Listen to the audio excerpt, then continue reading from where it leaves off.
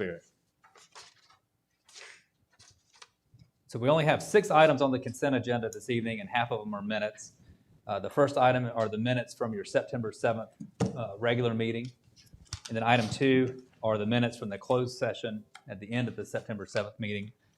So please review these and then pass them down to the clerk. Item 3 on the consent agenda is approval of the workshop special meeting minutes from September the 20th. Item 4 is appointment of the chair to the Belmont Tourism Development Authority. And as you may recall, the special legislation that was approved many years ago to create the Belmont Tourism Authority gives the city council the authority to approve the chair of that board or that authority. Jim Hoffman, who has been the chair of that authority for many years, has relocated from Belmont and has resigned from the board. So the board needs a new chair. At their last meeting, the board nominated Ted Hall to be the chair, and Ted accepted pending city council approval. We have a request here to appoint Ted Hall as the new chair of the Belmont Tourism Development Authority. And item 5 is a follow-up from your September 20th workshop, and it is a job description for a chief technology officer. We clarified that the chief technology officer would be the job title, so the description is the same as what you discussed at the September 20th meeting. Mm-hmm. And then the final item on the consent agenda is a request to approve an ordinance to close streets in both the Eagle Park and Pebble Creek neighborhoods for trick-or-treating on October 31st from 5 to 9 p.m. Yeah. And as you recall, in the past, we've handled these requests as staff, and it's been primarily Pebble Creek. For many years, Pebble Creek has requested to close the streets and have barricades. And then last year, Eagle Park made the same request, but they paid for off-duty police officers at the 3 entrances to that neighborhood. Right. And then Councilwoman Stowe asked that we have a more formalized process for this because obviously many people are going to want their neighborhood streets closed for trick-or-treating. Any other day. Yeah. Yeah, why not? We have used what we call our BELT process, which is our Belmont Event Logistics Team process. We have an application form that we asked Eagle Park and Pebble Creek to fill out when they first made the request for us, that we sent around to the department heads to see if there was any concerns or if they would be able to provide barricades, provide the off-duty police officers. Certainly had a charge for that. And so far, only Eagle Park and Pebble Creek have made a request, but because it is a street closure, we're bringing it to you. And we are able to accommodate both of those requests. Sure. And I agree with Councilwoman So. This is probably a more popular request as more and more neighborhoods know about this. Yeah. So we want to make sure that we have this process in place so that we have adequate supplies with barricades that the police department can coordinate for any off-duty officers that are requested. I mean, has the deadline passed? The deadline to close streets has passed. Okay, so it's only going to be these 2 neighborhoods? Yes, sir. Okay. So that's all that I have on the consent agenda. I will note that I've handed out the code enforcement update that Lindsay Yeager emailed this afternoon, and it is for the October. Please look at this after the meeting. There are several items that may come to you next month for ordinance approval for demolition for properties that are in violation if they don't meet the October 27th deadline. So look at that and be prepared for a longer meeting next month. Mm-hmm. Yeah. Anybody have any questions?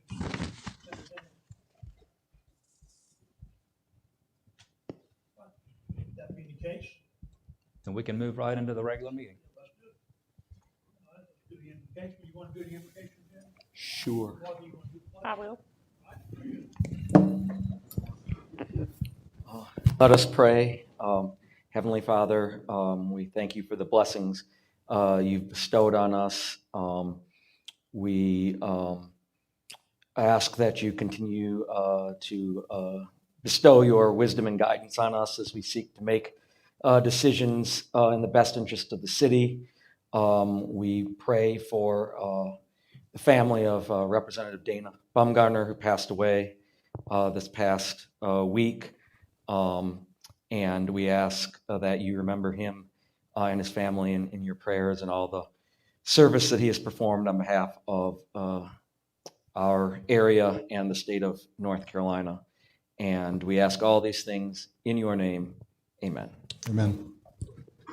I pledge Allegiance to the flag of the United States of America and to the republic for which it stands, one nation, under God, indivisible, with liberty and justice for all. I'll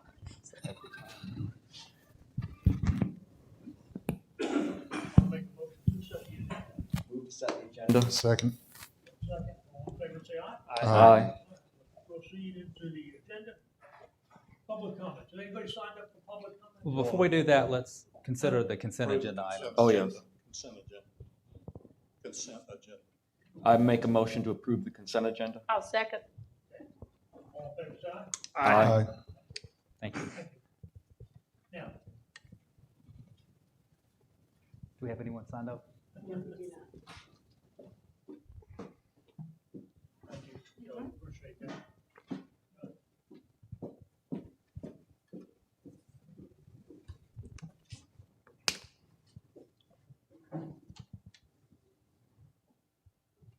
Nobody signed up for public hearing, comments, so we'll move on into the public hearing for the Hawley Avenue request to amend the approved conditional zoning district, removing a .44 acre parcel from the original project associated with the home two suite development. Okay, Make a Motion. Go Go ahead. into public hearing. Second. all in favor, say aye. Aye.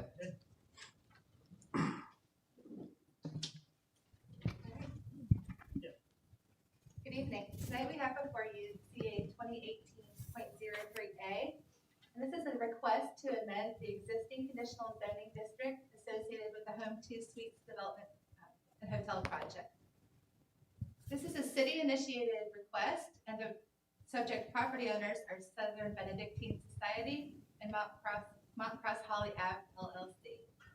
There's two parcels involved here with this request. Subject parcels 301396 and 301397. The specific request is to remove parcel 301397 from the conditional zoning district. And that is the parcel that's highlighted in yellow on the left.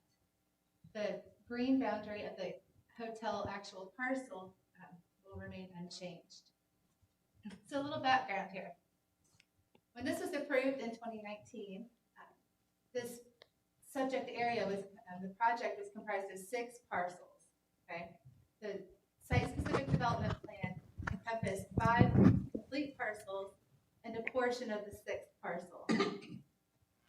There's then a recombination map that was recorded, and what was left was the 2 parcels I showed you previously, and you can see it here. There's one tract on the left that was never intended to be a part of this conditional zoning district.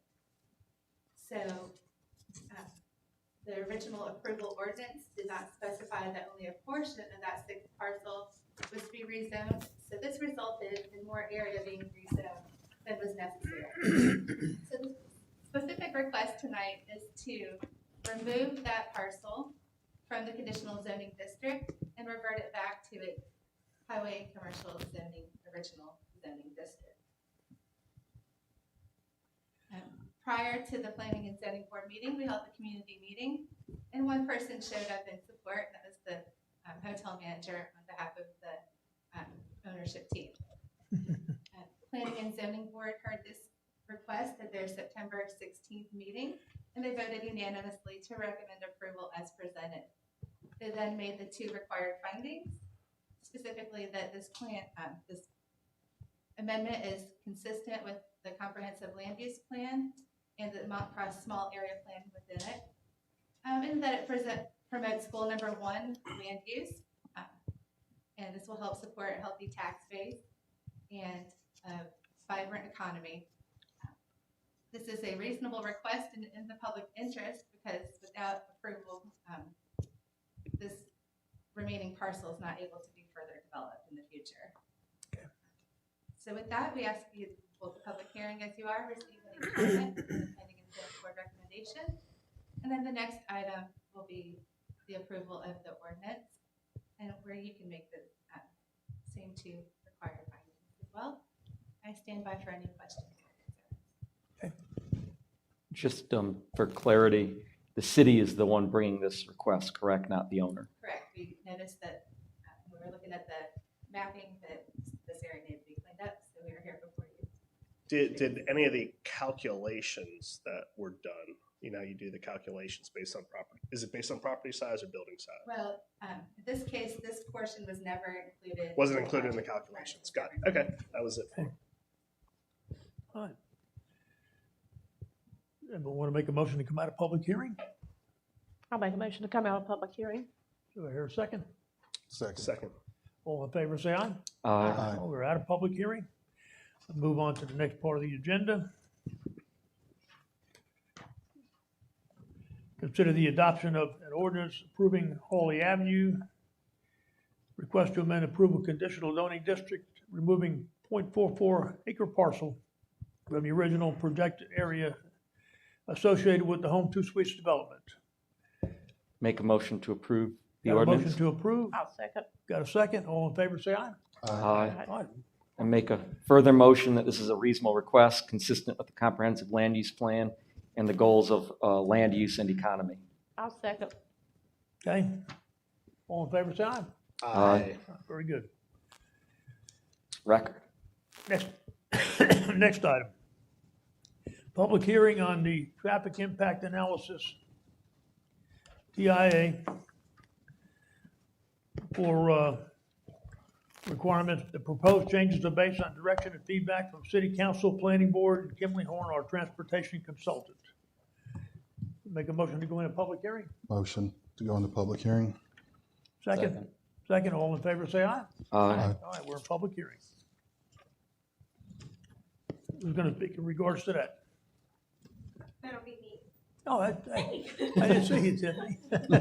Just hiding behind the podium. I know. We'll lower that a little bit so you can see my face. All right. So this item is item TA 2021.03 involving the updates to our TIA ordinance. I'm sorry, I keep clicking the wrong button. There we go. So before we get started, I just wanted to provide a brief overview of the timeline of how we got started looking at this amendment and then where we are today. So just as a reminder, back in February 2021, we held a joint workshop with the City Council and Planning Board to discuss what we could do to update our ordinance to better be able to get our hands around the impacts of new development on roadways within Belmont, and also what we might be able to do to respond to some changes in authority potentially coming down the pipe for off-site mitigation. And so following that workshop, we did some research and about 5 months of vetting with the planning board from March to August, and working in close relationship with Kimley Horn and multiple discussions with them to explore some updates that would allow us to meet Belmont's specific transportation needs. So in September, we presented the proposed text amendment before you tonight to the planning board, and it was approved unanimously. And tonight, we are asking for your consideration for a public hearing and for the proposed text amendment brought before you to update our current ordinances to include the updates as presented. And so, really quickly, an overview of the recommendations that you'll hear as a part of this ordinance update include the addition of bike and pedestrian analysis and mitigation options, a threshold change for developments specifically located on the peninsula, and some enhanced payment in lieu standards for mitigation that's obtained at the discretion of City Council this way. And so really quickly, the first bullet is for bike and pedestrian language within the TIA ordinance.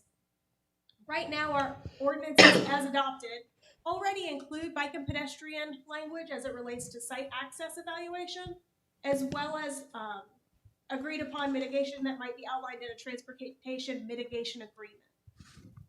What we were looking at as part of this update was actually the inclusion of the last 3 lines here, which would be to include bike and pedestrian traffic volume counts within a TIA when they're collecting that initial data. Some operational analysis for bike and pedestrian traffic, as well as looking at some off-site mitigation recommendations in this area as well. And so as we got to really looking at what we were hoping to achieve, one of the questions that was continued to come up both by staff and in the planning board was, where are our bike and pedestrian priorities? What is this area in our city? And so what we've come to realize is that that's really in the Center City Small Area Plan, which is this area circled here on the comprehensive land use map. Within this area, our comprehensive land use plan encourages redevelopment that promotes the needs of a growing and vibrant community, states that infill should be designed to connect within the existing network, sees pedestrian facilities as an extension of the existing downtown, and really guides us to promote redevelopment and new development that addresses urban character. And so all of those bullets seem to align with our desire to provide some off-site extensions of bike and pedestrian infrastructure from our urban core. So zooming up on this area a little bit more, you'll see on the left is a map of our Center City Small Area Plan that would be defined in the updates for inclusion, as well as on the right, you'll see that same area, but from our comprehensive land use plan transportation map. So you'll see in the existing plan and vision for the city, we already have quite a robust vision for multimodal infrastructure within this Center City Small Area Plan area. This does not change. We are already working with current developments that are overlapping with these lines to go ahead and build those improvements on their site. But one of the things that's currently missing that we're looking to address with this update is the ability to specifically look at that connectivity off-site and to bridging those gaps where it might be warranted. And so just as a backup, not just is this area a priority for the comprehensive land use plan, it's also identified as a priority in the Main Street work plan as one of their economic development strategies in order to connect their distinct districts by trolley, trail, sidewalks, and streets. And so looking at how these two plans overlap for the common vision of enhanced bike and pedestrian infrastructure is what we were hoping to do. And as one of their action items, they say that the way that we can get there is to increase walkability in our downtown districts. And so we see this update as a tool to helping to achieve that common shared vision. And so, with that being said, what's proposed as an update in this amendment is the collection of bike and pedestrian traffic counts in all TIAs that are performed throughout the city, but specifically that multimodal and operational analysis would be performed for new developments that are located specifically within the Center City Small Area Plan, which would allow us, again, to look at recommendations for any off-site bike and ped mitigation that might be needed. All right, for the second bullet point that we wanted to address in this update is the threshold on the peninsula. Yep. And so within the proposed update, you will see a map has been added to the text that would outline an area that we're defining as the South Point Peninsula area, located south of the intersection of Nixon and R.L. Stowe Road with South Point Road. And the reason that this location was selected is because this is where our transportation network goes from a more connected grid type system of streets to a centralized spine moving south throughout our city. And so we felt like there was a need in this specific area for a different approach to transportation analysis and perhaps a little bit more of a discerning approach in terms of those thresholds that might trigger some additional analysis. And so as a reminder, what's already adopted in our policy today is that a TIA would be required for any development that triggers 100 peak hour trips or 1,000 daily trips located anywhere in the city, which is 33% of NCDOT's current threshold for the same type of analysis. What is new and proposed is that a transportation technical memorandum would be required for any development specifically located in the area to the left on the map that would generate 50 peak hour trips or 500 daily trips, which reduces that to 16.7% of NCDOT's current threshold. As we currently have today, the planning director would continue to maintain the capability to require either a TIA or a technical memorandum for any special circumstances that might fall below this threshold, So there is still some discretion, but this helps us to clarify how the ordinance reads and helps us to discern the peninsula and its specific needs versus the rest of our city. So really quickly, wanted to go over what is a transportation technical memorandum and how is this different from a TIA that we're all more familiar with. The TTM is similar to a TIA, but it allows a little bit more flexibility during the scoping process.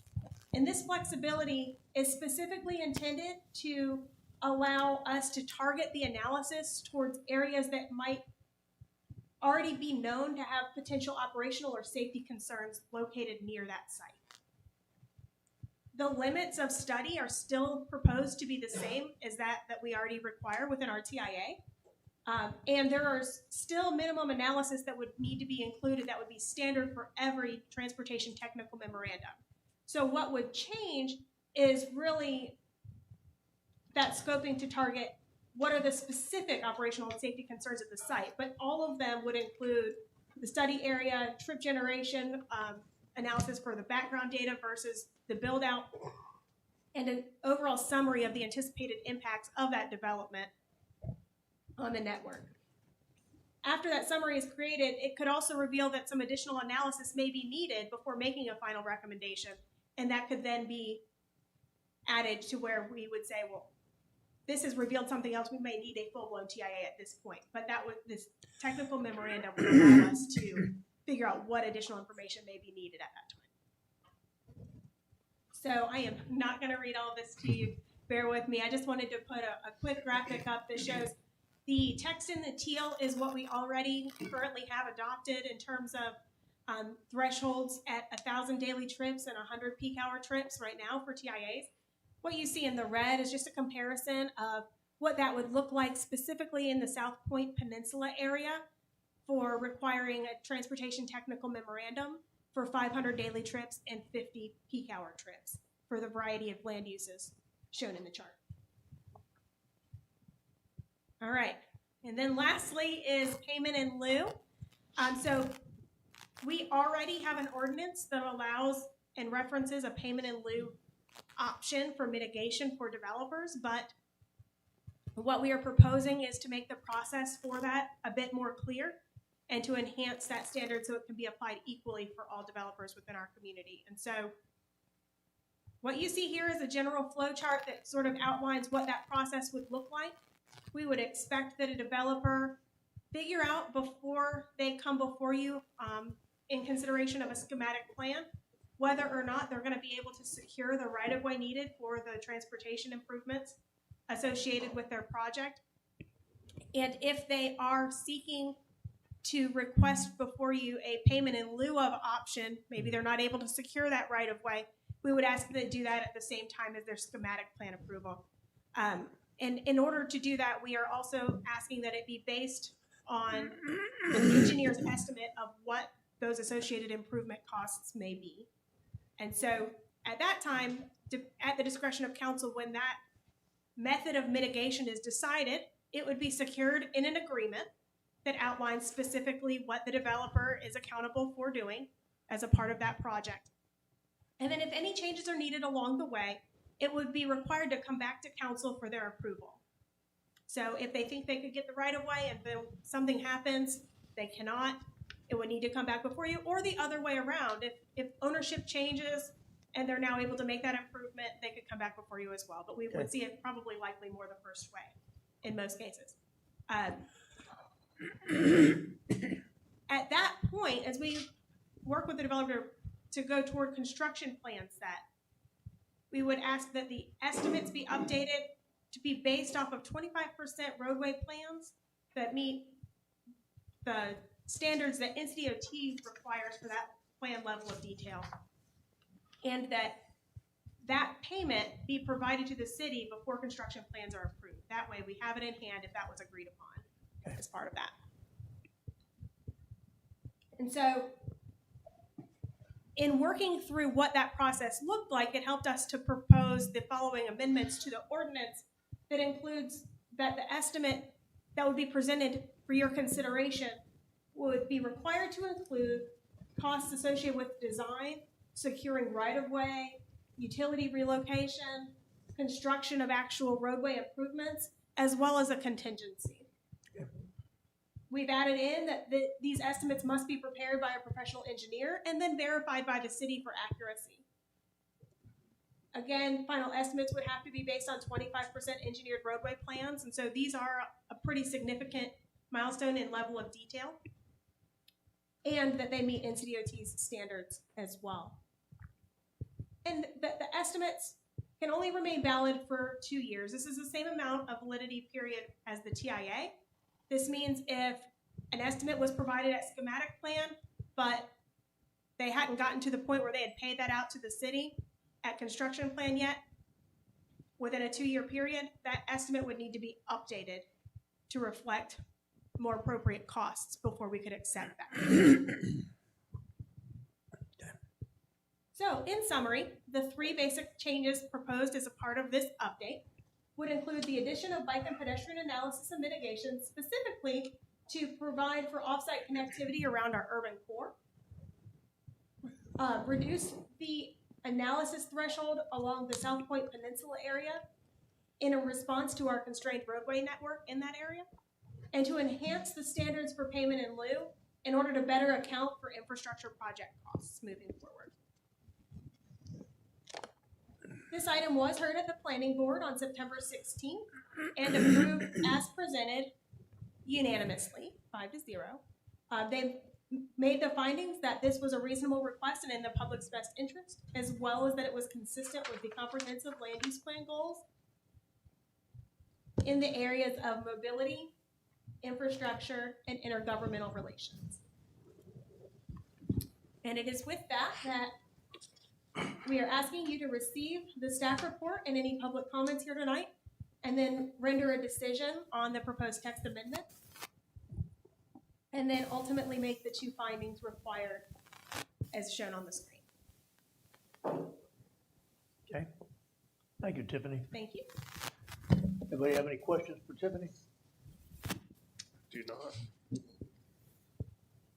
not. One quick question. How are you going to get accurate counts for pedestrian and bike to have the data?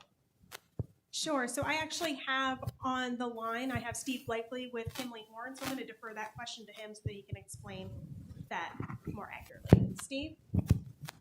Tiffany, could you repeat the question? I couldn't hear. Sure. I believe Councilman Turner was asking how bike and pedestrian counts can be accurately obtained. And if you could explain that. Yep. So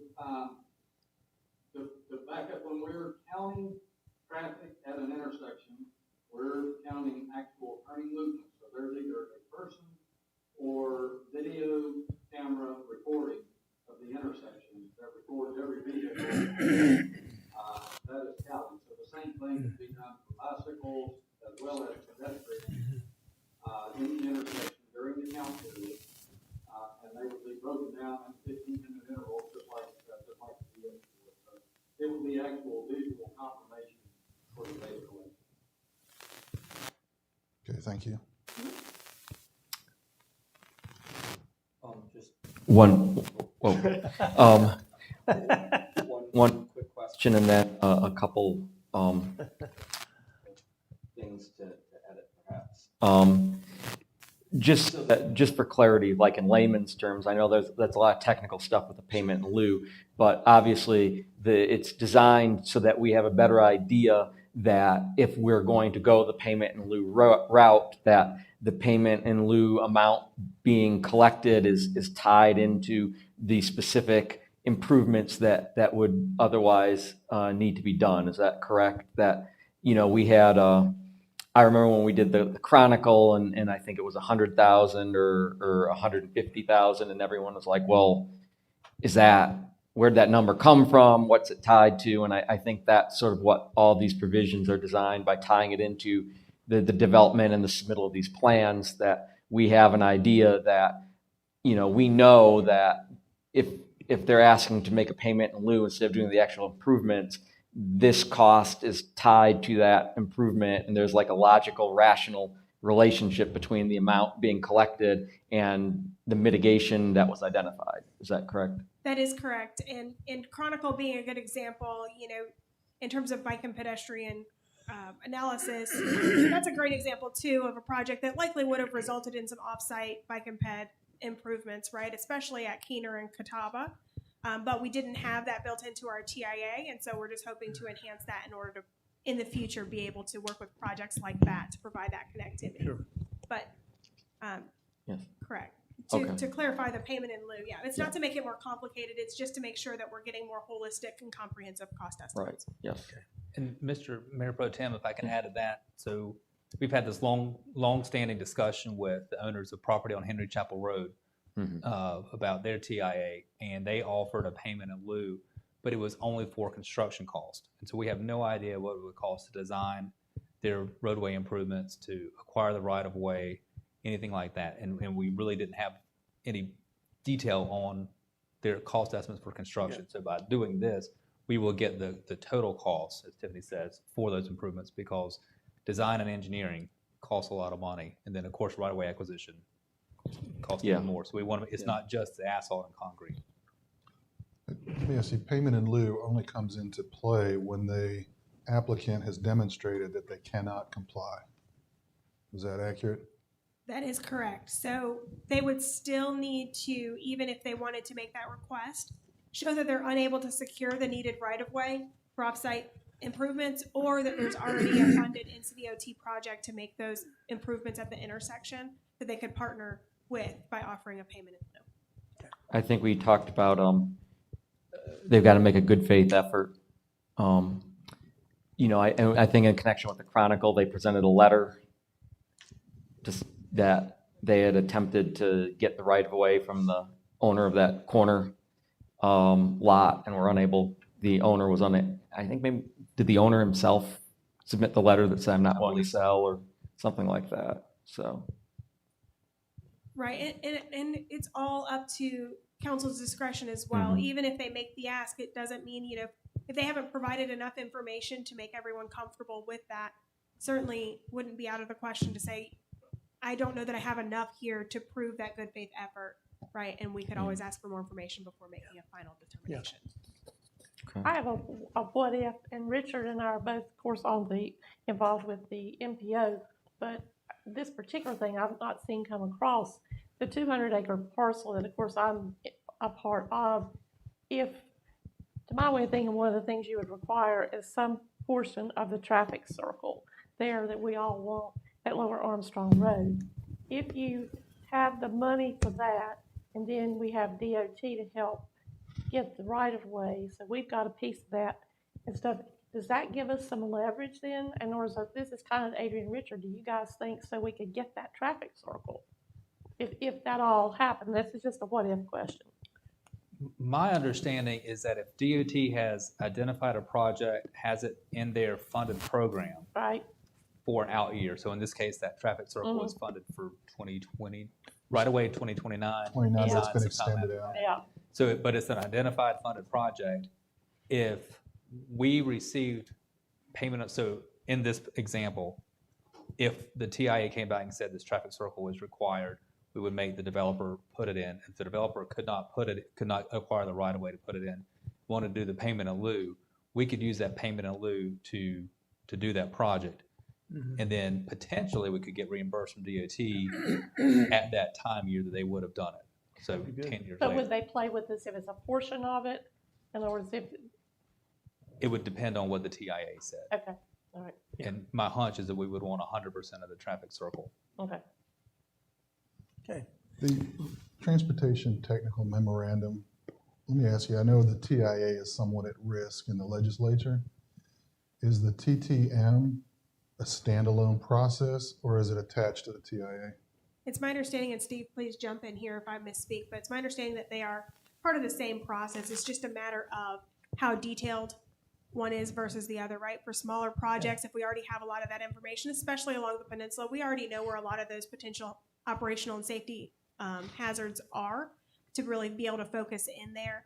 And so it's really streamlining the process for staff time, consultant time, everything to getting the output that we're all desiring in terms of that additional level of detail on the peninsula, but it's all part of the same goal of transportational analysis, right? And so it's my understanding that it's also at the discretion of the state in terms of us potentially losing that capability.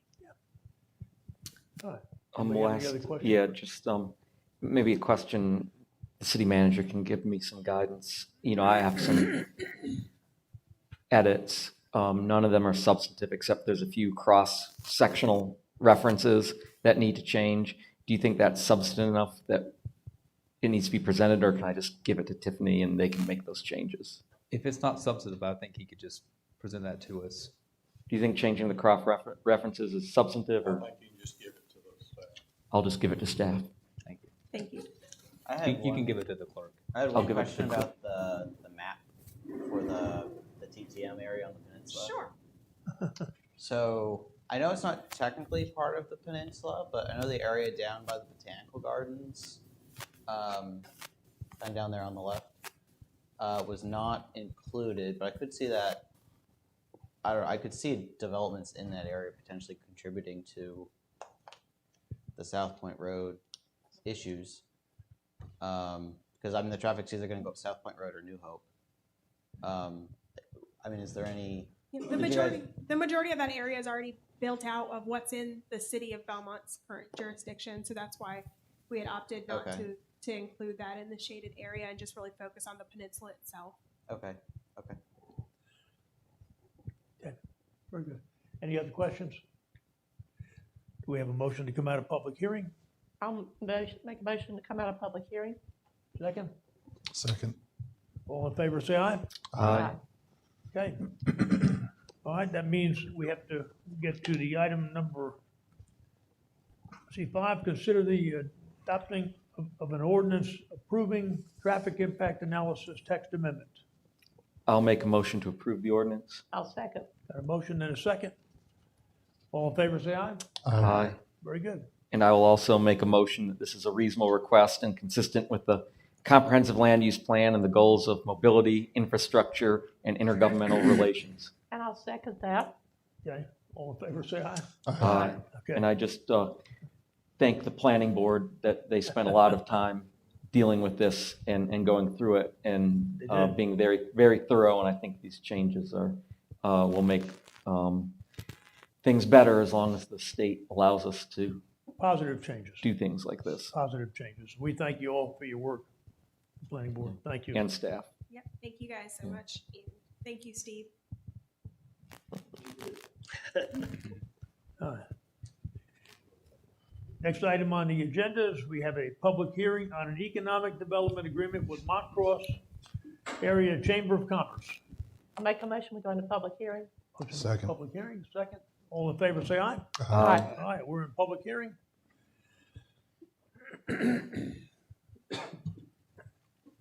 Yeah. Mark Excuse signed me. up to speak. I'll give you the brief presentation, and then if Mark can sign up. I only hear really, you all have probably spent enough time with us on this. You've got a long agenda. If you have any questions, I'm here to answer them. And other than that. So let me give you a little bit of introduction to this, and then you can answer any questions that the council may have. So earlier this year, I believe at the June workshop, you heard a presentation from Mark and his partners from the Montcross Area Chamber of Commerce on an economic development plan called Montcross Emerge that would help our locally owned small businesses emerge from the economic crisis surrounding COVID-19. At that workshop, you approved funding for this Montcross Emerge at $20,000 for the first year. And actually, I believe it's a 3-year program, so $20,000 per year, subject to coming back to the city council with a report of how the money was spent and what the achievements of that year were. But you also wanted to use the American Rescue Plan funding for that, so using federal money instead of city taxpayer money, subject to eligibility. And back in June, we were waiting for final guidance. We only had temporary guidance. And now that it's October, we're still waiting for final guidance. We only have temporary guidance. But everything that I've read said this is clearly eligible for ARP funding because it is there to help small businesses and help to advise and consult with small businesses. So the good news is that I feel confident that we're able to use the ARP funding for it. But even though that's federal funding, you still have to follow all the general statutes for how to spend money. And so to spend money for economic development in North Carolina, we have to go through a public hearing under the general statute 158-7.1, which is why you have to have a public hearing on something that you've already basically said you want to do. So any questions on any of that? And if you have any questions, Mark has signed up to speak. So I can talk about the process, but he can talk about the program. Yeah. Adrian, has anything changed since the last time we discussed this? No, sir. Okay. Just Mark's ready to get money. And so now that he's made the request for funding, it was time to go through and have the public hearing. Has anybody had a change of heart since the last time we discussed this? No. Well, then I'll make a motion to approve. Well, you have to come We're out of still in public public hearing. hearing. I'll make a motion to go out of public hearing. I'll second. Second, all in favor, say aye. Aye. All right, Now, Ryan, you get to make the motion. now, I'll make a motion to approve. I'll second. got a motion and a second to approve. Any- All in favor, say aye. Aye. Okay, Thank motion you. carries. Very good. Doesn't matter Good how job, many Mark. times you do this, you still go out. Thank you. Thanks, Mark, Julie. All right. Next item on the agenda is the Riverman Infrastructure Reimbursement Agreement. Here, Bellwood and Amanda Lane. Page 115. This is at the request of the new development company that this development, AMH NC Development. They are also associated with the Belmont Town Square project. You're aware of it. The River Mist project has been approved by City Council, and it's proceeded through the engineering process. It's now actually under construction. If you drive by it again, you'll see that it's starting to clear inside. This request was made by the developer. He is requesting reimbursement for certain water and sewer facilities that we've asked him to include in his plans. Typical of any subdivision, we require them to loop a water main so that they're connected in two different locations. That loop, obvious connection is at South Point Road, but the end, the eastern end, has to go up Bellwood Drive, and then it crosses one private property, and then it crosses the city's pump station parcel, and then at Lake Ridge Road. We required that be a 12-inch because that's consistent with the master plan that we talked about in the last workshop. And so accordingly, he is requesting the reimbursement for the difference in the cost between an 8-inch and 12-inch for that section. Also, in regards to the water main, we've asked them to extend it to their south property line, which is the Bowen neighborhood. And again, we have an easement from the private property owner crossing the Bowen neighborhood so that in the future there will be access to the Henry's Chapel project, the big project on Henry's Chapel Road. That would allow them to connect to it and then continue to extend the 12-inch line through their development down to Henry's Chapel Road and over to South Point Road. This is consistent with the master plan. We get a big pike in there for that. So these are all things that we desire to have completed with this development. I will point out that our system development fees, when they were calculated, they included the 12-inch loop through Henry's Chapel Road and through the alignment pointed out here as one of those projects that is to be funded through system development fees. So it's consistent with that. The other item that's on there is force main. Again, referring to the master plan, will be an East Regional Pump Station in the Henry's Chapel project. Because we did not want to have to tear up Bellwood twice and go through the new river mist development after it's completed, we decided that it would be worthwhile to ask them to put in the 12-inch pipe for the force main. And again, it's going all the way from Lake Ridge Road at the north to the south property line. River mist.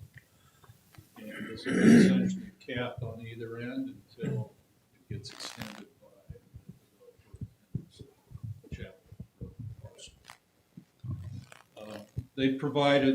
Developer provided cost estimates, which came from their construction contractors, which should be good prices, and accurate pricing, let's put it that way.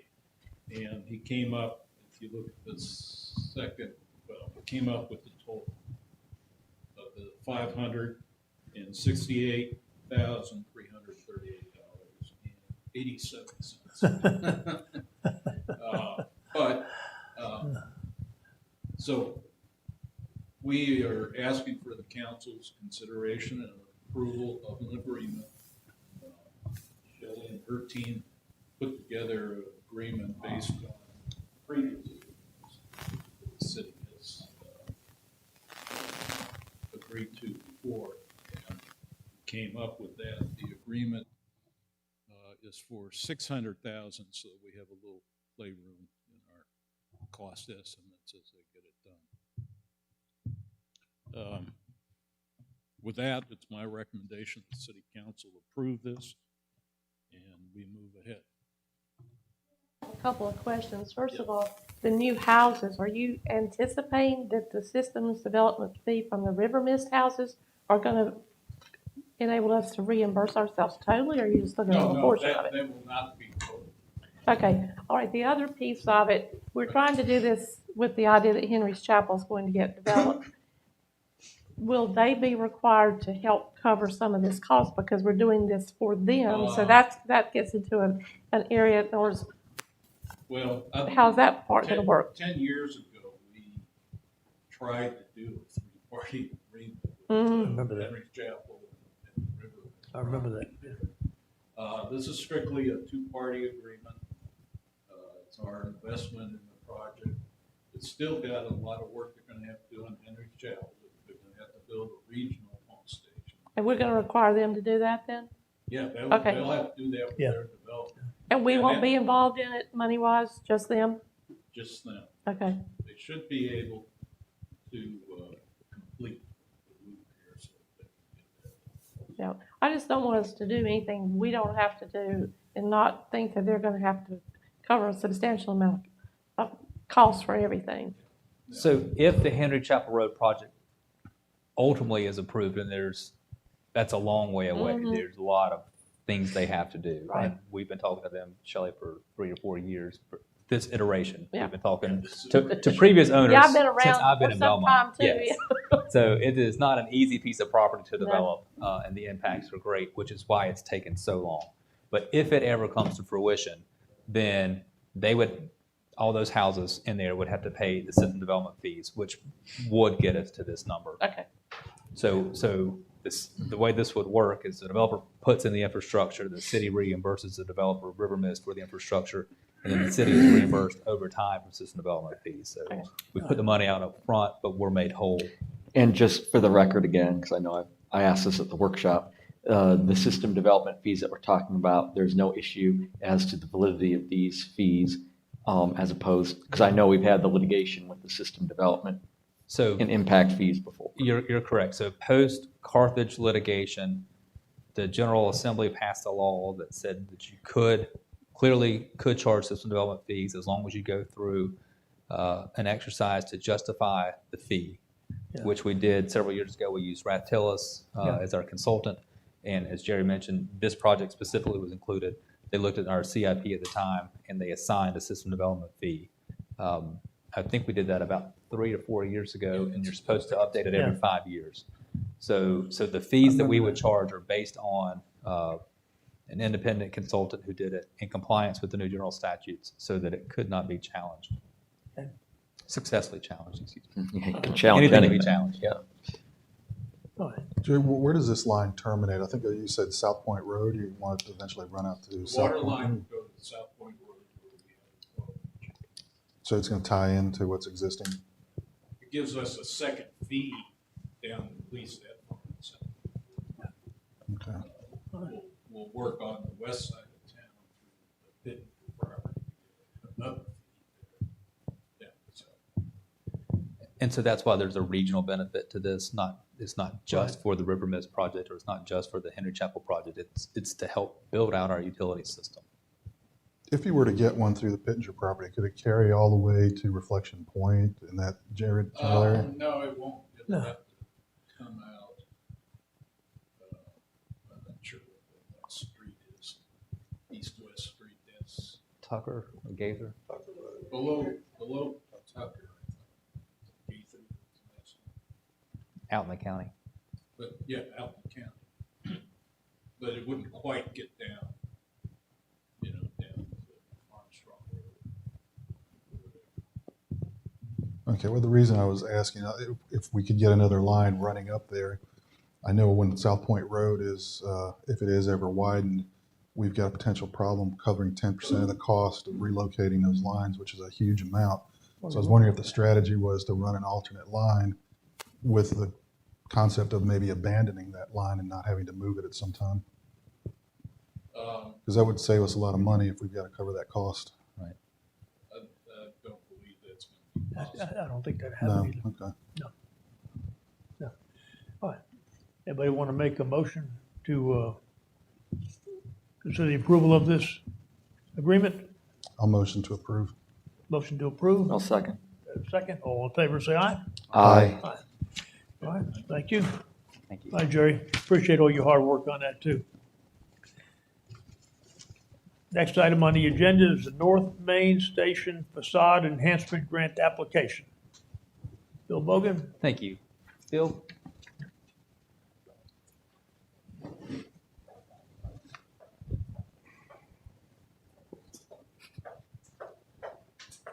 Roll Tide.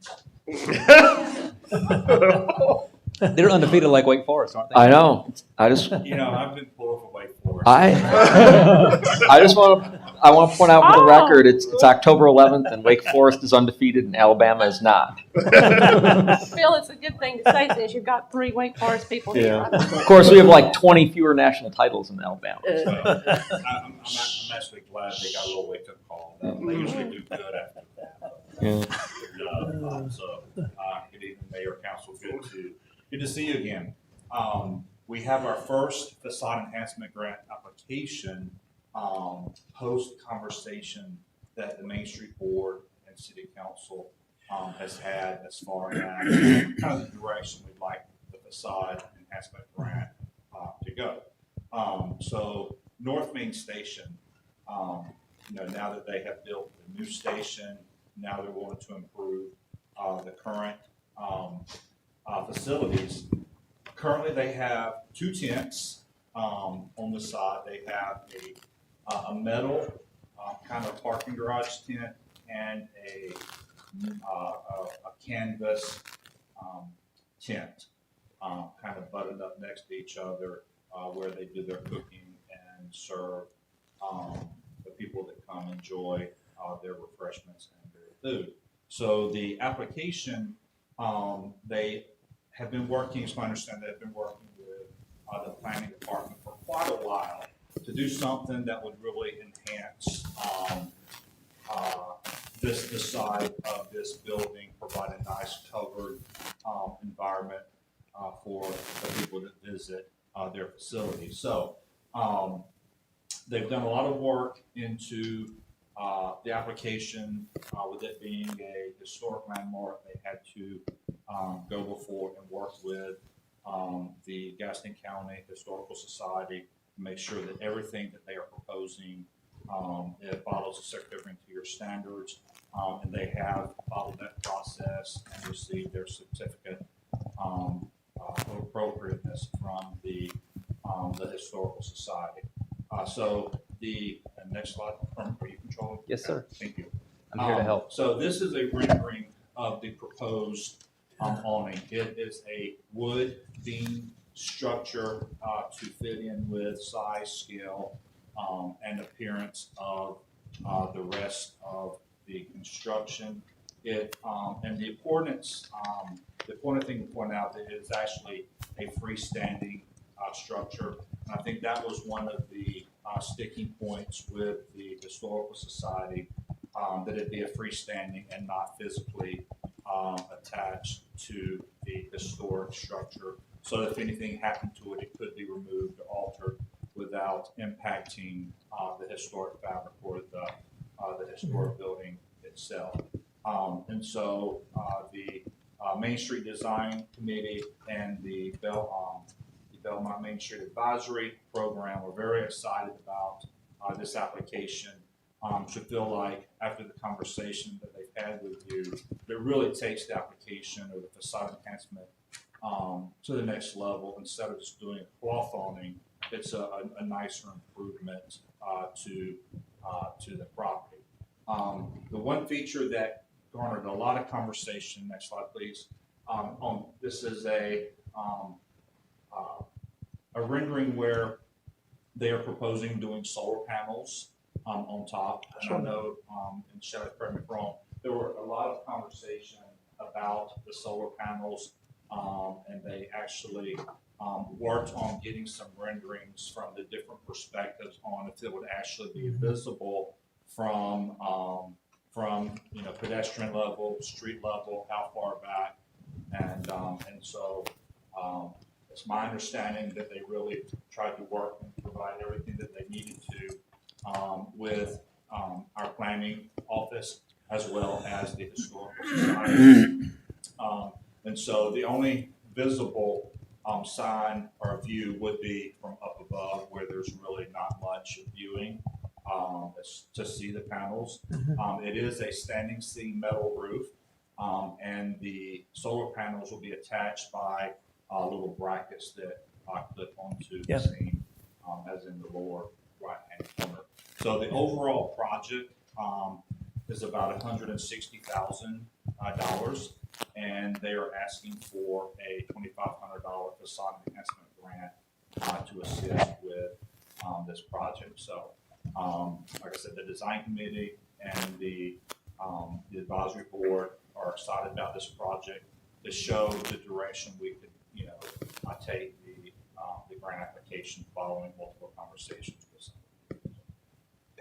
So any questions at this time? For the city manager, the funding from this, I remember there was a discussion at one point about, I believe, ABC proceeds for facade enhancement grants.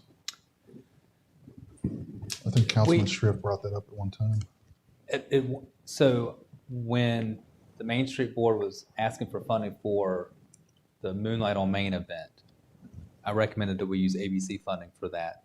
I don't recall that we had that same conversation on facade grants. Yeah, we did. But I know, Ryan did mention. Mentioned using Yes. ABC funding for all the downtown requests. Yes. So in this instance, where would the money come from? General fund, or would we pull it from the ABC? So we have money budgeted in the general fund under the Main Street program for facade grants, like we have for several years. So there is funding in the budget for this. There's $10,000 allocated in the Main Street budget on facade grants. Yeah. And so this is our first one. And we just haven't had one in a while. And so this is, obviously this is just a drop in the bucket because it's going to be $160,000 to do this total, and they're going to do it.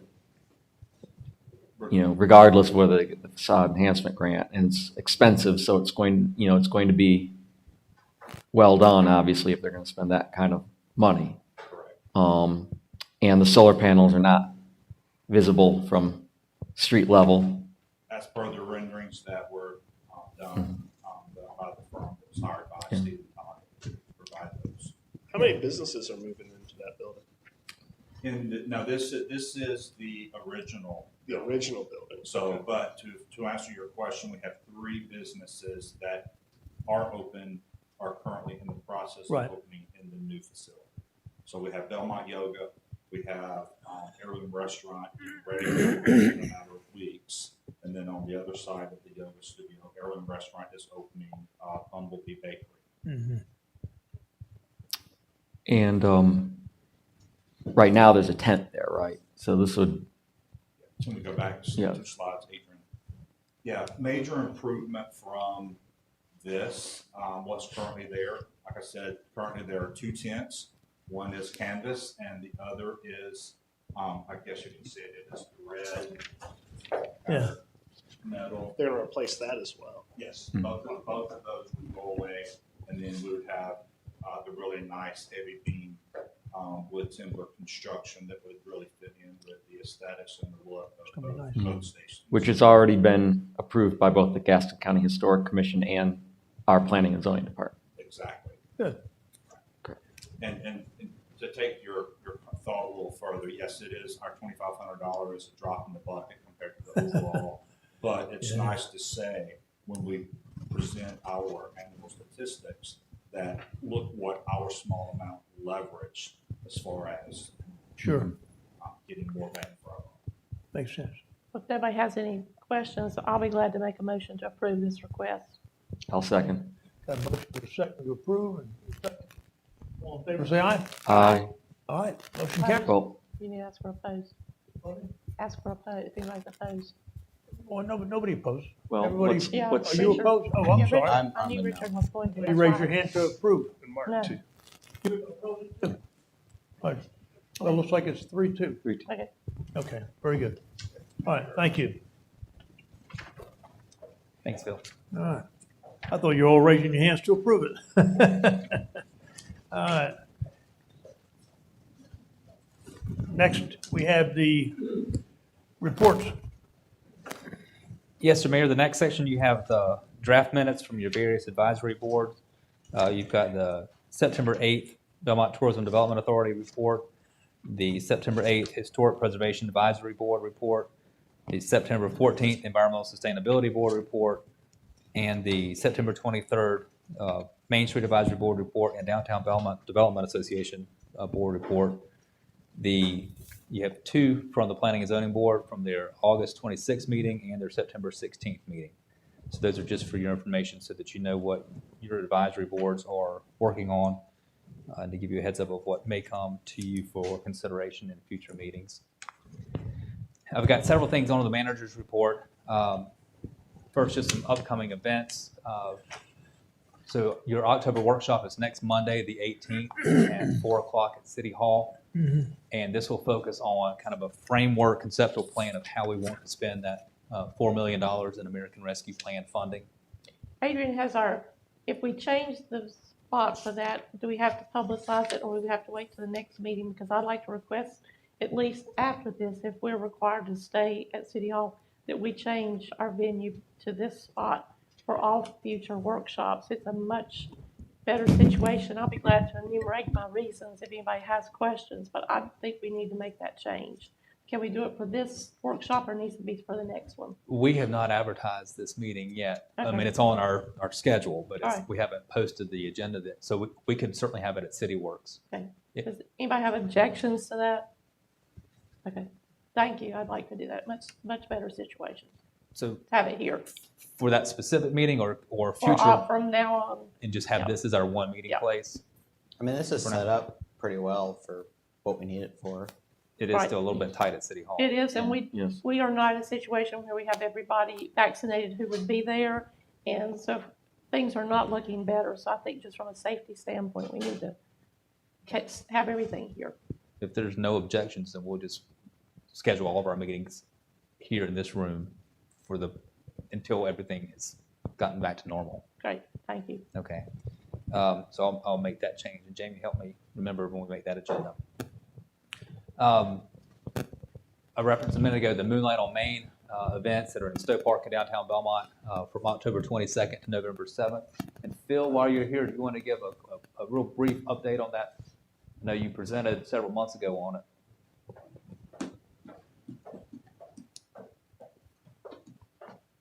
give us an update of what y'all been working on? I'd be glad to. Yes, because in about a week and a half, downtown will be changed. It'll be transformed like never before, with lights and art and music. And so downtown will come alive like never before. And so Moonlight on Main event that we've been planning and working on for, I guess, almost a year is a week and a half away. Starting next Thursday night, we will have 5 galleries showcasing the original art that will be projected on the facades and sides of buildings. So we're very, very excited about that. So please come down next Thursday night from 6 to 9 o'clock. You can enter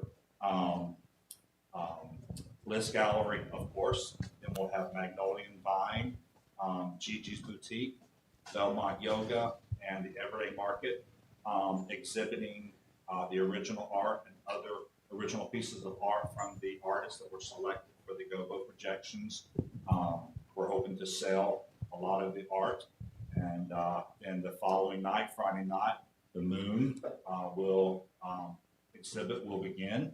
We'll kick off with our Celestial Soiree, which I think you've all received your invitations for. So that'll be a magical night. And so it'll be very exciting. But the rest of Stowe Park will also have a lot of other public art and lights and sculpture. And so it'll be a magical experience. And then we'll have Boo Fest, which will be a lot of fun. And then Sunday night, we'll have the Charlotte Jazz Band come in and do a nice concert under the moon. The following weekend, and so the Moon will be up Friday, Saturday, and Sunday night. And then the following week, 2 weekends, it'll be up Thursday, Friday, and Saturday nights. And so we'll have some concerts. The second weekend, we'll have the Maria Howell concert. And then that'll be Thursday night, and Friday night, we'll have 2 Pink Floyd concerts, and then another concert, and some theater, educational programming by the Shield Museum. So it'll be really nice. So we've done a lot of marketing and advertising, not just in Belmont and Gaston County. We have worked with Garden and Burke's marketing. We've worked with the Belmont Tourism and the Gaston County Tourism. We've taken out full-page ads in Our State magazine, which surprisingly goes all over the world. And we have received phone calls from as far west as Phoenix, Arizona, asking about our event. And then when someone goes online and purchases a ticket for either the Maria Howell concert or the Pink Floyd concert, we ask about 3 or 4 questions for economic impact reasoning. So one of the questions is, where will you be traveling from if you're not from the local area? Will you be spending the night in a local hotel? And if so, how many nights? So we have as far north of registration, purchase tickets, and hotel stay from Vermont, and as far south as Lakeland, Florida, and also a lot of people from Atlanta, the Atlanta, Georgia area. And so we've received a lot of phone calls and emails and from basically all over the Southeast. And so our businesses are extremely excited. That's all they've talked about over the last couple of months.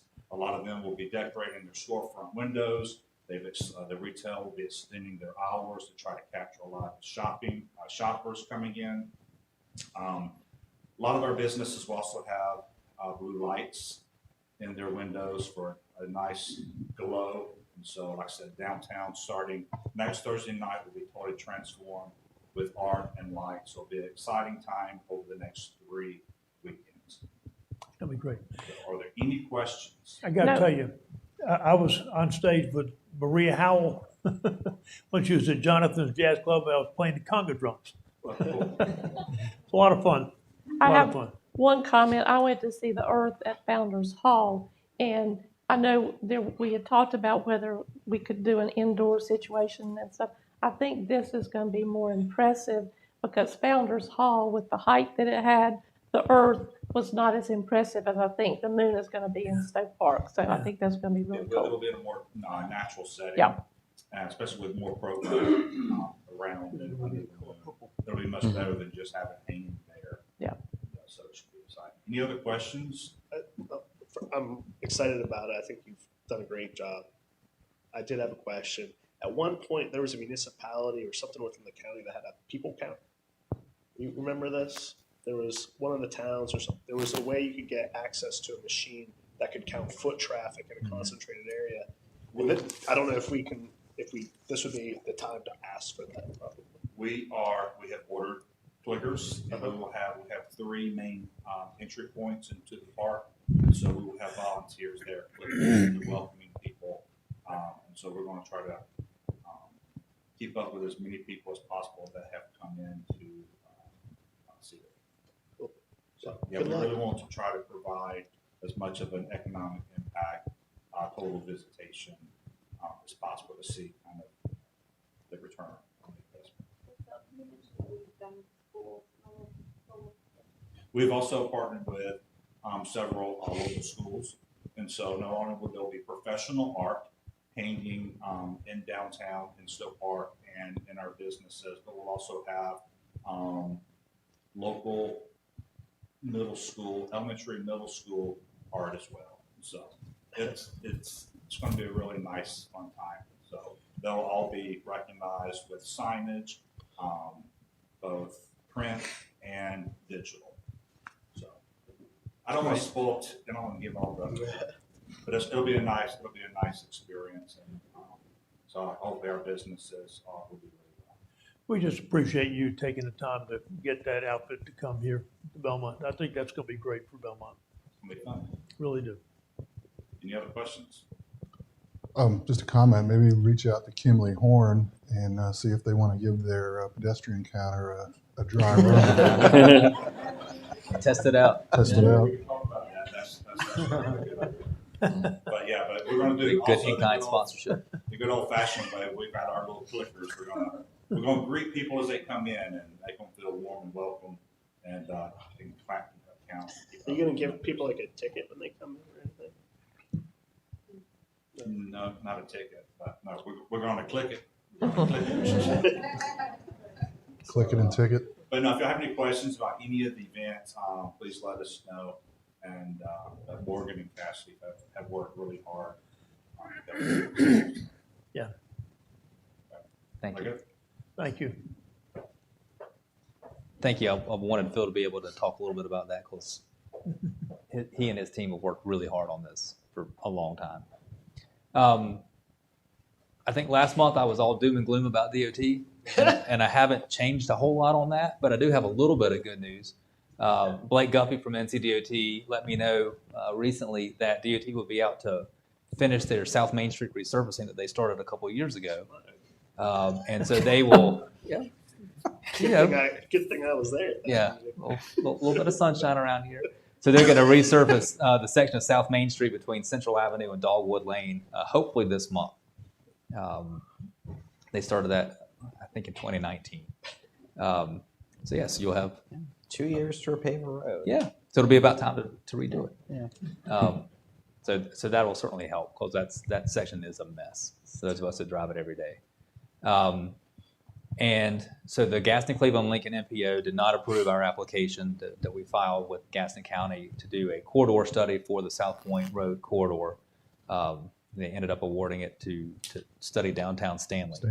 So congratulations to Stanley. But we felt like between the county and Belmont, we need to study the South Point Road corridor. So we were hoping to use the MPO funding for that. Since this is the third time we've applied, we've not been successful. So we've got a couple options for how this was a priority that you identified, I think, even at the planning retreat at the beginning of the year, but also throughout the budget process. So we have a couple options. So I just need direction from you on, do we want to wait and apply again next year for what may or may not be PL funding available for the MPO? Do we want to try to partner with the county on just the county and the city paying for the study? Do we want to do it ourselves? Or do we just say we don't want to do it?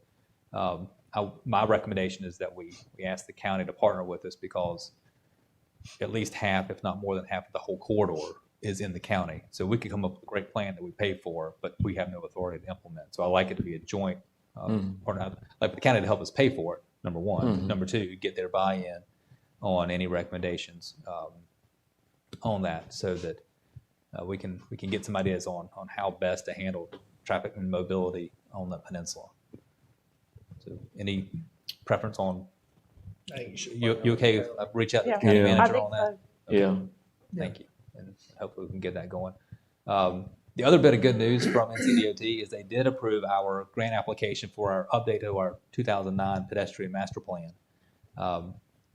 So Tiffany and her team, congratulations on that.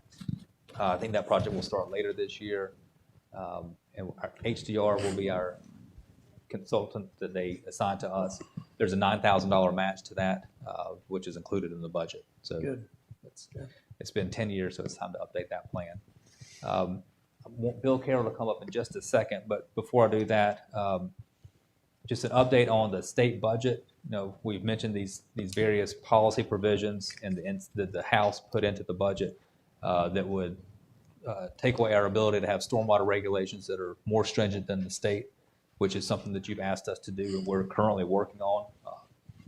And there are some other things preempting our ability to regulate short-term rentals. So as VRBO and Airbnb becomes more popular, we already have some in town. We'll get more. We won't be able to regulate those. Those can be beneficial. Those also come with disadvantages. So the state's going to take away our ability to do that. My understanding, and from talking with staff at the League of Municipalities last week, those policy provisions are still in the budget that's basically been agreed to by the House and the Senate. They've met with the governor's team. They are hoping that the governor will sort of pre-approve the budget so that the House and Senate can both pass the budget. Governor Cooper can sign a budget for the first time since he's been the governor, and we can have an actual state budget, like a real state. But those policy, so there's a lot of good stuff in the state budget, the money for the skateboard park. And so there's a lot of good stuff for our area in the state budget, but these policy provisions would become law if it makes it through the final budget and Governor Cooper signs it. So if you see Senator Harrington or Corbett or anybody who works at the governor's office, please let them know how important this is to us. And for you, for the millions of people watching at home, if you care about this stuff, we get the complaints about stormwater problems and traffic problems and everything else and party houses in our neighborhood, but you may not have the authority to do anything about it. So it's really important stuff. So just stay tuned for the budget. And then I'd like for Bill Carroll to give a brief update on yard waste and our new leaf collection program. That's brand new. Yes. 1 week in the making. Thank you, council. Thank you, mayor. Giving me the time this evening, a real brief update on how things are going in leaf and yard waste collection. So we started leaf collection October 1st. We're collecting those bi-weekly on a route system. So on the regularly scheduled route of trash pickup, we're also collecting leaves. Of course, as you all know, with leaves, it depends on the time of year and how deep we get in how thorough we have to be.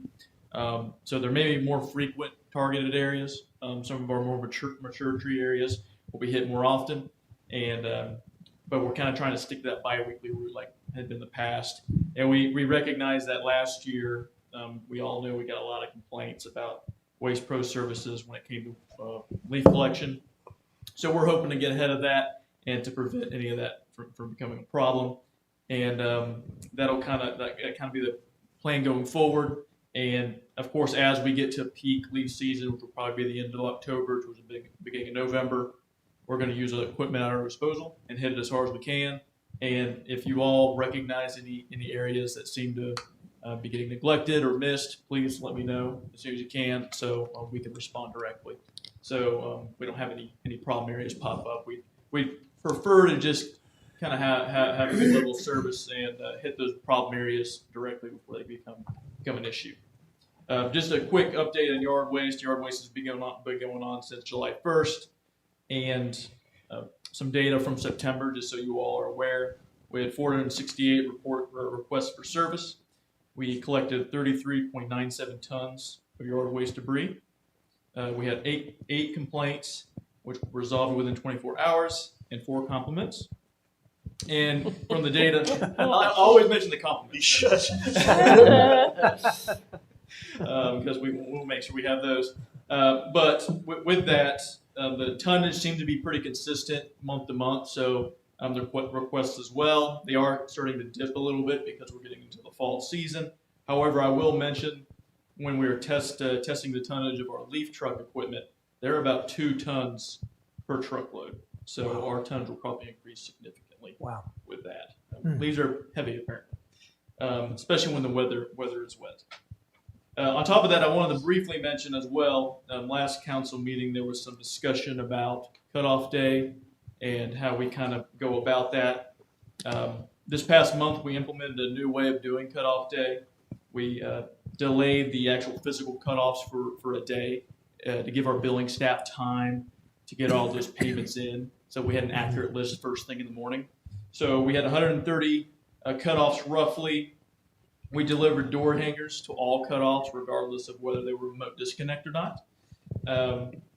And from very rough estimate, it came to about 3 additional man hours that we came up with adding the door hangers. Although it seems trivial, you got to think that that's additional staff that's waiting in the truck as well. So it's not just one person delivering; it's staff in the truck.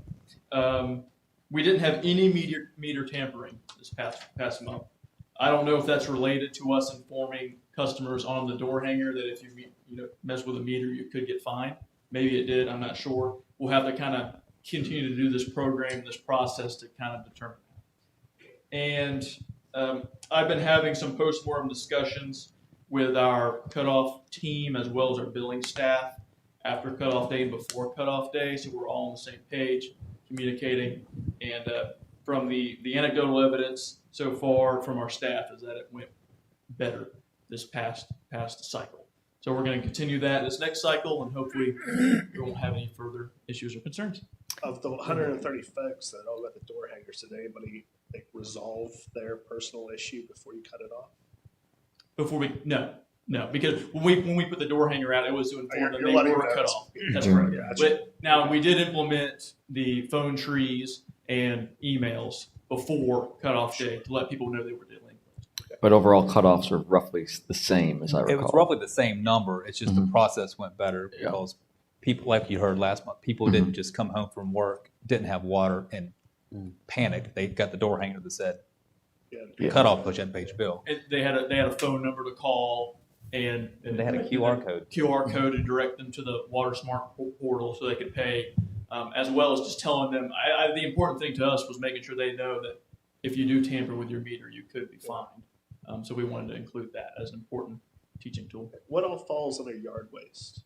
What all falls? Yeah, So it'd be branches, debris, and we have a whole yard waste guidelines that you can look up on our website. And there's specific measurements. It's 4x4x8 every week is the maximum pile. 8 inches is the maximum diameter of a trunk.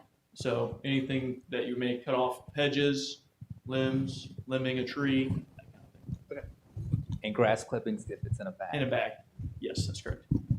How does one submit a compliment? Like, is there a survey out there You want my somewhere? phone number? You call Bill directly. I was wondering how they're coming in. Like, people just calling up being like, "You guys So we've rock." gotten or- yeah. So our customer service number, we've been getting some. They just sometimes call and say thank you for taking care of it. Also, some complaints lead to compliments when we resolve something in a manner that was. Yeah. So these are satisfactory. unsolicited compliments. Yeah, I'm not going around asking people how great we are. So they are unsolicited. And so to clarify, you have to request the yard waste, but you don't have to call in and request leaf collection. That's They're running routes for leaves. That's correct. That's good. Yes, yes. Since I'd have to call every week. Well, Martha, you may need to call me and let me know Every when your property has any leaves up so we can go get it. Mhm. Just to clarify, if someone has a pile of leaves and they put yard waste on top of it, that causes a problem. Mhm. Yeah. They're two different things. So, if they're not picking up their leaves, we're having issues with the communications. If they're not picking up their leaves, it's typically because there's something on top of it. They come up with the vacuum truck. Yeah. The vacuum trucks cannot handle the debris on top of the leaves. That was the same with the old service. Yeah. Yeah, the standard has not changed, but we want to make sure we communicate. Get some more door And hangers. We've got door hangers. I just Yeah. put a big pile of everything. We We do. use recycling, leaves, bulk items. And next week is bulk week, by the way. I'm glad you mentioned that. Jen. So if you have any bulk items, be sure to get them out. Well, quick question. Since Ryan and I live on the same street, if Ryan were to call you and say he had some debris to pick up, and I neglected to call you, and I've also got debris out there, do you go ahead, if you're passing by, do you go ahead and pick that up? So what we were doing, and we got some feedback on this, was, well, when we initially started, yes, we were doing that because we knew it was going to be a learning process. We were trying to encourage, as of September 1, to get residents to report. However, after some issues and complaints, I have been saying if they're going down that road and by that pile and they have the capacity to go ahead and pick it up. That's been my guidance. Okay. But we still encourage to submit when possible because we don't go down every single street every single week. Yeah, I mean, I heard some of the debate on that, and I mean, for me, I said, as long as you're passing by, I mean, you want people to call. Yeah. But I mean, if you're there, pick it up because it just means another trip. Sure. At some other time. The only concern was how we route. We use a routing software to have our trucks go out, and sometimes piles are bigger, sometimes they're smaller, and we may have to dump and whatnot in the middle of a route. So sometimes it could be a challenge. But we're pretty much, if you're within that vicinity, we're trying to pick up and leave door knockers at those homes who haven't requested, so they're aware that they can request because it's a far better service if people request.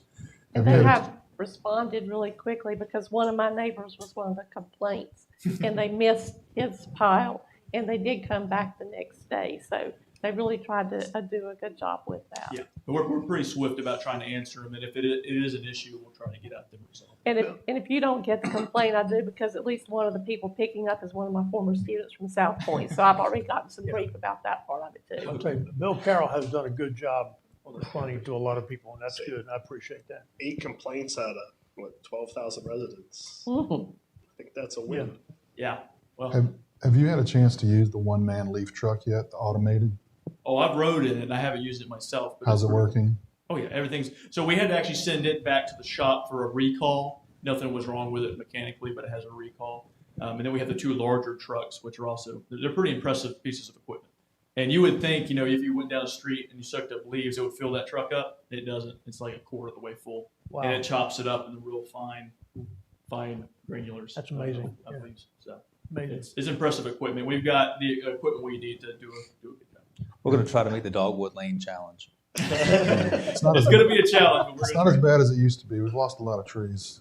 Yeah, you've helped us out with that. With the chainsaws and nature. I don't know whether you can beat me. Oh, game on. Maybe we need to have a contest to measure the truck when we dump it. Yeah. See who's got the most leaves.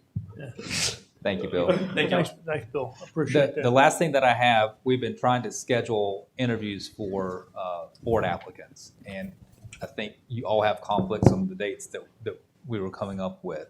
So if you have access to your calendars, can you pull it out and let's finalize a date to have?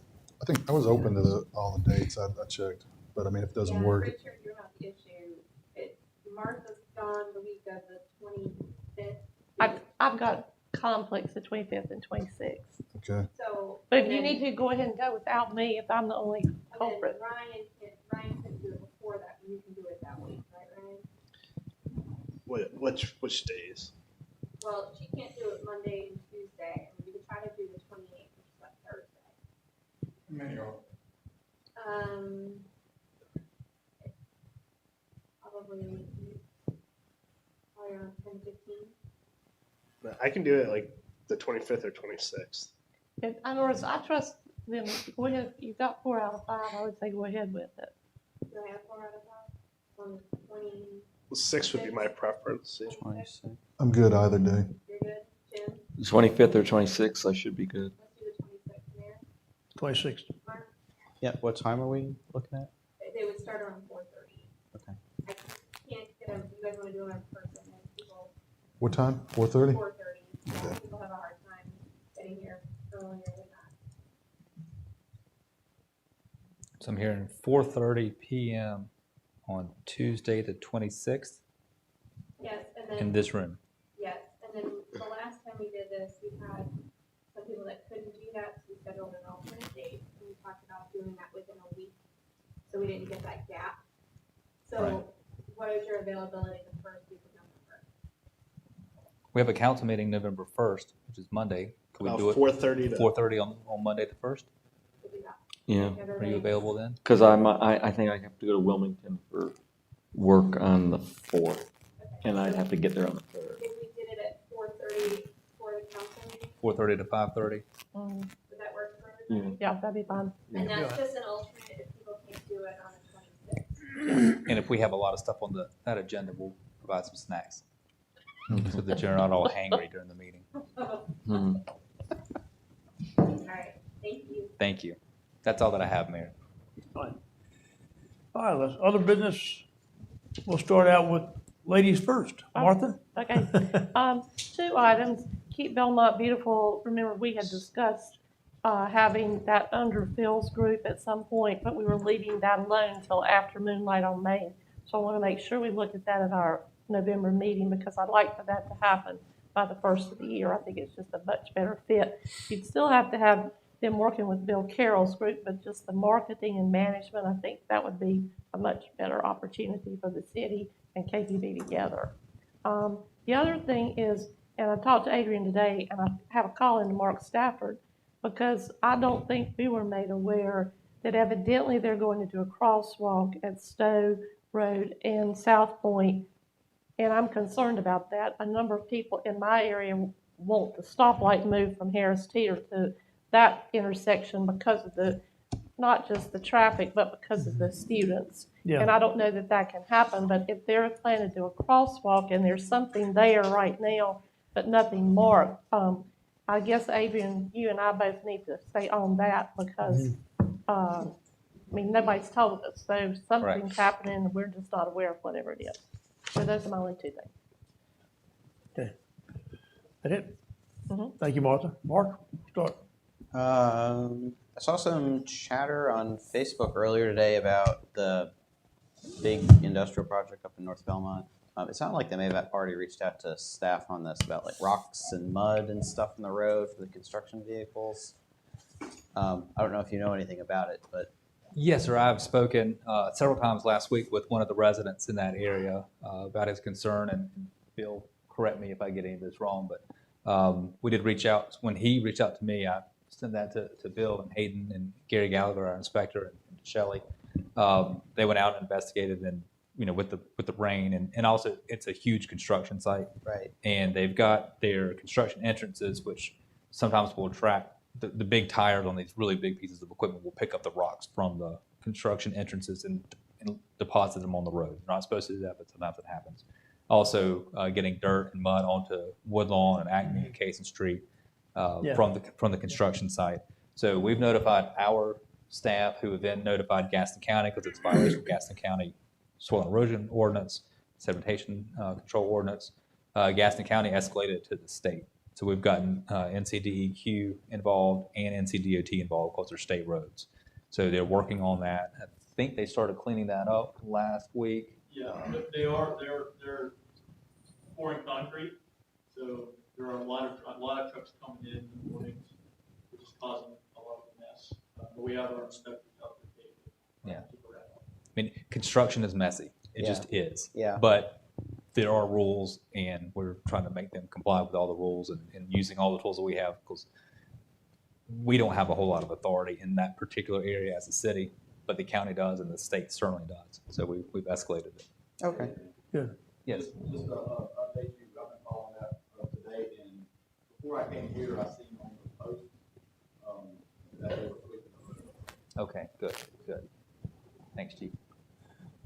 One other thing, I know we mentioned it earlier about updating our stormwater control as it relates to new development. I have some connections in the environmental consulting industry, so I reached out to them and talked to a consultant at KCI who said that he actually specializes in helping cities and towns write these sort of things. So I asked him to kind of just send me just kind of a high level, what can you do for us sort of thing. He also agreed to research some grant funding that might be available to help pay for it. So I will forward that on to council and staff once he gets back to me. But he said he helped Huntersville and I think Mecklenburg County and New Hanover County with their ordinances. So There may be other consultants out there too that specialize in this sort of thing. That was just happened to be the one I had an in with. So Thank you. I'll forward that on once I have it. That's it. You're going to expect a bonus in your paycheck. Yeah. That's what I'm working for. All right. We'll update that ordinance just in time for the state to take away our authority. Yeah, I mean, that's the other thing is, this presumes that we can actually have an ordinance, but I like to be optimistic. That So. the state would provide the grant. Yeah, And then take away. Yeah, well, that's how it would like with work. the tree ordinance. Yeah. Yeah. Always Thank you, better Doug. be optimistic than not. Quintessential government. Ron? Sure. I attended the Parks and Rec meeting per your request, and went over the policy that I had presented to you all. There weren't any concerns about like the dollar amounts or anything like that. A lot of the conversation was more about kind of how you qualify fundraising, what bank accounts it goes into, how do people get refunded, how do the dollars move around. So that's probably a bigger conversation than this one piece that I'm focusing on right now. And so the feedback I got from you all was to essentially tier it out, more specifically, more of a sliding scale. And so I'll put that together and bring it back to you, I guess, hopefully before the workshop next week. Give me your feedback. We can look at it in November, and then if you don't like it, you can vote against it. And it's someone else's problem. And then it's somebody else's problem or opportunity. But I'll sit down with the new finance director if I can and just kind of go over some of those pieces about the fundraising aspect and those different structures, because I don't think it has to be a part of this, but that's something y'all should have a little bit of a grip on how those dollars, where they go and how they kind of get sorted out. So we can talk about, I'll talk to them about that, and maybe they'll have some guidance. I can just pass on whatever I've learned. So Good. that's it for me. Good. Richard? Yeah, interestingly, the state auditor last year, Ms. Wood, identified $742 million with NCDOT that was not used appropriately. She identified it as a lack of oversight. So there's a lot of pieces to that, including their modeling for costing. But $742 million is a lot of roads. And, with the gas tax trending down, the 7.0 process is going to be pretty lean for everybody, the spot process. With that in mind, DOT is out of money for roads, very limited funds coming forward. That's why you're seeing these extended timelines on these road projects. They're being extended out way beyond what is reasonable. So that leaves us with a little bit of a problem, because we're going to continue to grow. And we discussed this at the MPO meeting somewhat, and even the DOT suggested that municipalities may need to look into options for lifting some of these road projects themselves. There's a variety of methods that can be applied. And I think at some point, maybe we need to discuss that in our work session coming forward, to kind of have a plan in place, or at least a framework to move forward, because the funding just isn't going to be there. And I don't know how much of a lift we can accommodate. But again, we are putting 20 pounds of cars on a 10-pound road, and that's going to go up to 25. So being proactive in this is probably going to be a good option for us, at least to explore what opportunities and options there are for funding. I was a little surprised at the MPO meeting, disappointed that we did not get our corridor money.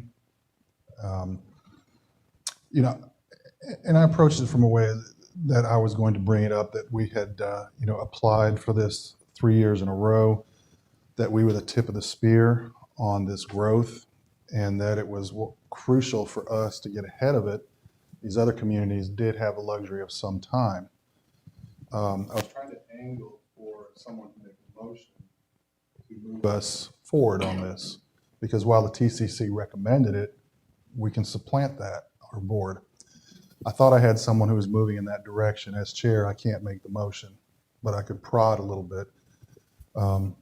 It seemed like we were moving that way, but then that kind of fizzled out. So, again, congratulations to Stanley, but yeah, that was disappointing because we are, the wave is breaking over us now, and we need that help. So again, I was a little disappointed in that.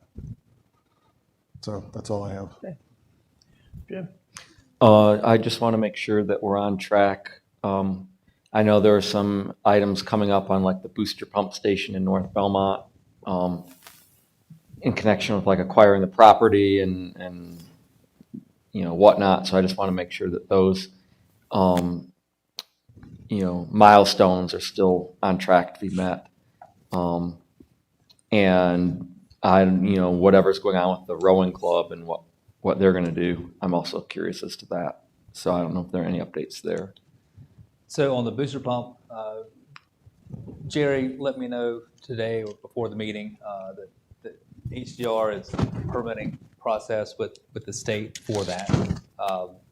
The property that we want to acquire has been surveyed. We've got a legal description for it. We've ordered the appraisal. The appraiser is behind because the real estate market is hot, but I've let him know it's a priority. And so we hope to get that back soon. As soon as we get that back, we can get it. We would know what the property's worth. It's a quarter acre or something like that. It's not a big piece of property. So I don't anticipate a big number that it would cost for us to acquire it. But we can get that to you for authorization to go purchase that property at that price. Again, the property owner has been very good to work with, so I'm not anticipating any issues with that. But we are on schedule for the timeline that we previously said on that. On the rowing club,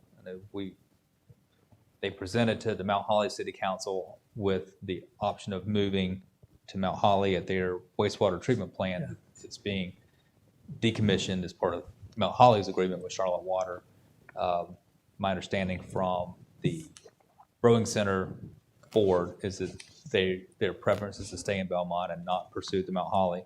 I think Mount Holly accepted their request and said we would talk about it at the planning retreat in 2022.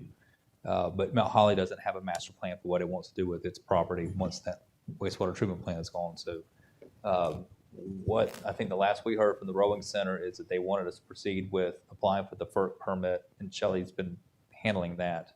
Yes, and so we're just finalizing the resubmittal to do, and we would expect to get it in the next week or two.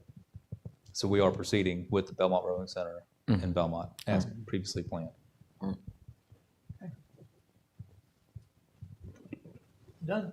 Yep. All right. And we'll want to entertain a motion to adjourn. I'll make a motion, we adjourn. Got a motion? Second? Second. All in favor, say aye. Aye. Very good. Thank you. Stand adjourned.